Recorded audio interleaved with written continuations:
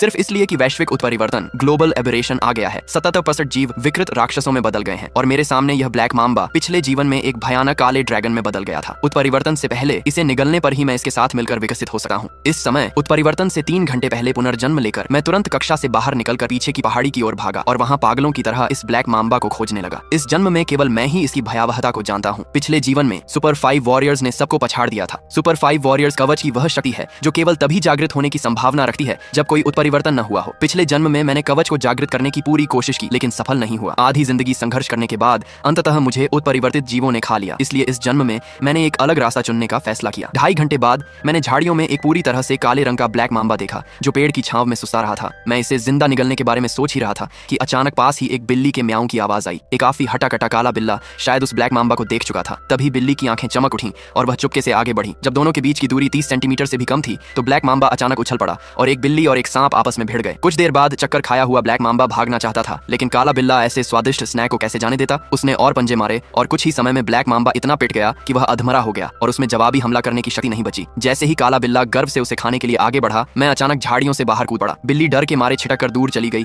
और मुड़कर मुझे घूरने लगी। मैंने उस पर ध्यान नहीं दिया और अधमरे ब्लैक माम्बा को एक हाथ से उठा लिया। समय देखा 4:29। शुक्र है कि समय पर पहुंच गया। वह काली बिल्ली अभी भी दूर खड़ी मुझे गुस्से से घूर रही थी। अगर मैं इंसान न होता तो वह अब तक उसे खा चुकी होती लेकिन मुझे पता था कि वह इसे कभी नहीं खा पाती क्योंकि 59 मिनट 30 सेकंड हो चुके थे और ऑरोरा ध्रुवीय ज्योति आने वाली थी। तब तक ब्लैक माम्बा बदल जाता तो वह इसे कैसे खाती। मेरा दिल तेजी से धड़क रहा था। मुझे आखिरी 20 सेकंड में अपने हाथ में मौजूद 1 मीटर लंबे ब्लैक माम्बा को निगलना था। जैसे ही समय 59 मिनट 30 सेकंड हुआ मैंने एक गहरी सांस ली। जब उलटी गिनती 20 सेकंड पर पहुंची तो आसमान का रंग चमकने लगा। मुझे पता था कि ऑरोरा वायुमंडल में प्रवेश कर चुका है। तुरंत मैंने उसे निगल लिया और मैं महसूस कर सकता था कि ब्लैक माम्बा मेरे पेट के अंदर मरने के लिए छटपटा रहा है। लेकिन इसी क्षण एक शानदार और चकाचौंध करने वाली ऑरोरा चुपचाप पूरी दुनिया में फैल गई। उसी पल मेरे शरीर के भीतर एक धमाका हुआ। संघर्ष कर रहा ब्लैक माम्बा मेरे शरीर के अंदर जलते हुए एक अग्नि सर्प की तरह बन गया। मेरी चीख के साथ ही इस क्षण मेरे जीन पागलों की तरह उत्परिवर्तित होने लगे।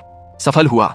अचानक मेरे दिमाग में एक अच्छी सी आवाज आई, मालिक मैं वही ब्लैक माम्बा हूँ जिसे आपने निगला है। आप वास्तव में एक पुनर्जन्म लेने वाले व्यक्ति हैं। आपकी यादों में पिछला जीवन बहुत पागलपन भरा था तो मैं इतना शक्तिशाली था। कोई आश्चर्य नहीं कि आपने मुझे निगलने का जोखिम उठाया। आप मेरी यादें देख सकते हैं मालिक। अब हम एक हैं, अलग नहीं, लेकिन शरीर का नियंत्रण आपका है। मुझे बहुत खेद है, मुझे नहीं पता कि क्या कहूँ। कोई बात नहीं, अब हम पिछले जीवन की तुलना में निश्चित रूप से अधिक शक्तिशाली बन सकते हैं। ठीक है, अब से तुम्हारा नाम शिव हेई नन्हा काला होगा। इस जन्म के अधिपति हम ही होंगे। तभी दूर से एक दहाड़ सुनाई दी। मैंने ऊपर देखा तो पाया कि वह काला बिल्ला जिसने पहले ब्लैक माम्बा को पीटा था अब कांटों जैसी रीढ़ वाले राक्षस में बदल चुका था। यह देखकर शिव हेई दहाड़ा और उस बिल्ली को घूरने लगा। वह बिल्ली रूपी राक्षस मेरी ओर झपटा। मेरी आंखों में क्रूरता की चमक आई। कमजोर। जैसे ही शिव हेई ने उस राक्षस का मांस खाया मैं अपने शरीर में गर्मी की लहरें और कोशिकाओं की अभूतपूर्व सक्रियता महसूस कर सकता था। मैंने पिछले जन्म की साधना पद्धति कल्टीवेशन आजमाई लेकिन मैं सूर्य की रोशनी को ग्रहण नहीं कर सका। साधना के लिए शक्तिशाली मांस और रक्त को निगलना आवश्यक था। यह सोचकर कि सुपर वॉरियर्स जागने के बाद सितारों की रोशनी से साधना कर सकते हैं मुझे एहसास हुआ कि मैं सुपर वॉरियर्स की श्रेणी में नहीं आता। इसलिए मुझे वर्तमान धूप और पहले की धूप में कोई अंतर महसूस नहीं हुआ। मालिक अब हमें बदला लेना चाहिए। पिछले जन्म में स्कूल में क्या कोई ऐसा नहीं था जो आपको जानवर की तरह गालियां देता था? हम अभी जाकर उसे मार डालेंगे। मेरी यादें ही उसकी यादें थी। शिव हेई को अच्छी तरह पता था कि मैं उस शख्स से कितनी नफरत करता हूँ। मेरा भी यही इरादा है। जिस आदमी को मुझे मारना था वह एक अरबपति समूह के मुखिया का बेटा था और उसके दादा एक सैन्य क्षेत्र के प्रमुख थे। हालांकि रहस्यमयी ऑरोरा पूरी दुनिया में फैल गई थी लेकिन अगले 3 घंटों तक बड़े पैमाने पर उत्परिवर्तन नहीं होने वाला था। जब मैं स्कूल के गेट पर पहुंचा तो छुट्टी हो चुकी थी और बहुत सारे छात्र आ जा रहे थे। मैं स्कूल के अंदर नहीं गया बल्कि बाहर जियांग हाओ के निकलने का इंतजार करने लगा क्योंकि वह लगभग 5:30 बजे अमीर दोस्तों के साथ खाना खाने बाहर निकलता था। मैं स्कूल के गेट पर इंतजार कर रहा था। अपने सफेद बालों, नंगे बदन और छाती पर बने टैटू के कारण मैं तुरंत आकर्षण का केंद्र बन गया। देख लो, कुछ घंटों बाद तुम सिर्फ रोगे। कुछ ही समय बाद मैंने अपने शिकार को देखा। वह अमीर दोस्तों के एक समूह के साथ हंसते बोलते स्कूल से बाहर आ रहा था। उसे देखकर मुझे पिछले जन्म की याद आई जब इन अमीर लोगों ने अपनी जान बचाने के लिए मुझे राक्षसों को आकर्षित करने के लिए बाहर धकेल दिया था। उस वजह से मैंने अपनी 3 उंगलियां खो दी थीं और लगभग मर ही गया था। मेरे चेहरे पर एक क्रूर मुस्कान आई और मैं तेजी से उनकी ओर बढ़ा। एक अमीर लड़के ने मुझे आते देखा और रास्ता देने के बजाय चिल्लाया, तुम कौन हो? एक अच्छा कुत्ता रास्ते में नहीं आता। जियांग हाओ ने मेरी ओर उपहास से देखा और कहा, यह फालतू लड़का कहां से आ गया? एक तरफ हट। मैंने कुछ नहीं कहा। एक कदम में उसके सामने पहुंचा और अपने बाएं हाथ से सीधे उसकी गर्दन पकड़ ली। 2 सुरक्षा गार्ड मेरी एक नजर से ही जम गए और उनके कदम वहीं रुक गए। जैसे ही वे रुके मैंने अपना पैर नीचे पटका। जियांग हाओ कराहते हुए चीखा और पूरी तरह बेहोश हो गया। इससे मेरे चेहरे पर संतोष की मुस्कान आई। आखिर पिछले जन्म में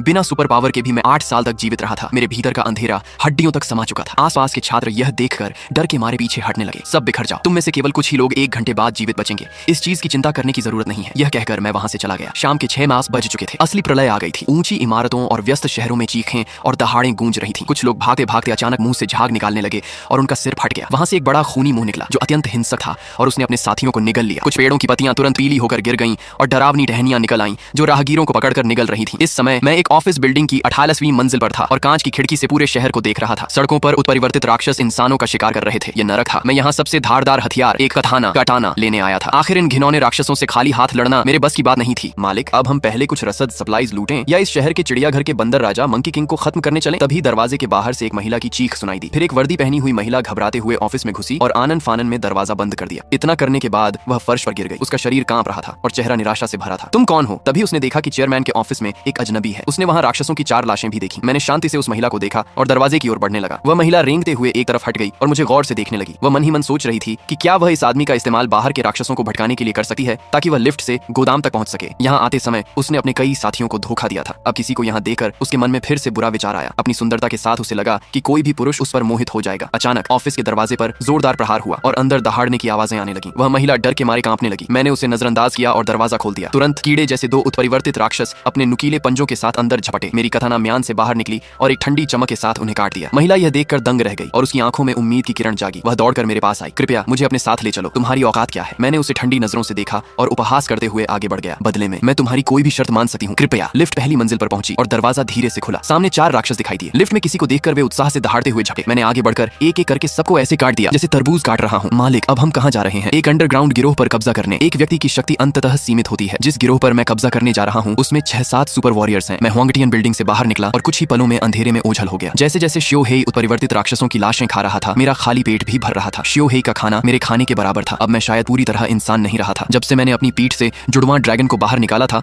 पास से गुजरने वाले राक्षसों की भी मुझ पर हमला करने की हिम्मत नहीं हो रही थी। मुझे देखकर वे उल्टे पांव भाग रहे थे। हालांकि भूख मिट गई थी लेकिन प्यास अभी भी थी। जैसे ही मैं पानी खोजने के बारे में सोच रहा था, अचानक दूर सड़क से गोलियों की गूंज सुनाई दी।